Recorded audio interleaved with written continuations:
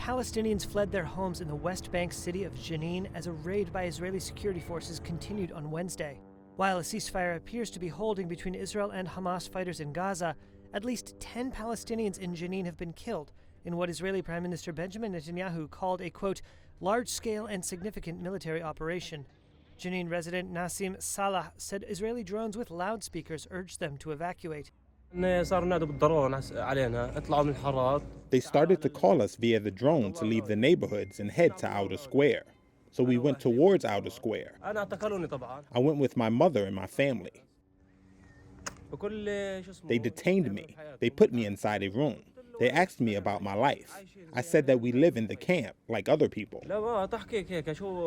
They asked about the situation inside the camp and told me people shoot towards us inside the camp. I told him I don't know anyone. I was staying at home. I only heard bombs and rockets. We couldn't leave home. Hamas, based in Gaza, has over recent years expanded its reach into the West Bank, challenging the Palestinian Authority's limited governance. On Tuesday, Hamas called on Palestinians in the territory to escalate fighting against Israel.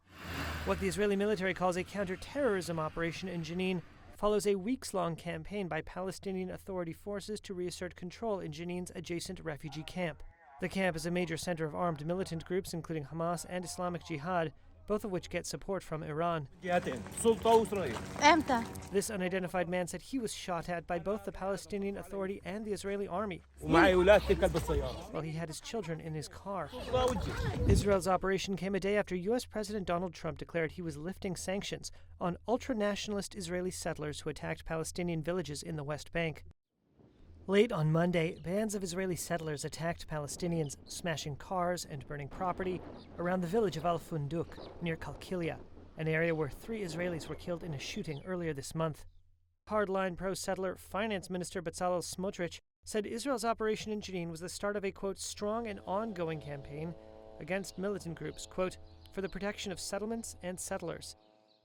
Inside the city, Tamar Abu Zahu said he was trying to deliver bread, medicine, and diapers to his mother, who was inside a Jenin hospital. He said he couldn't get through because Israeli snipers were shooting and not letting anyone pass.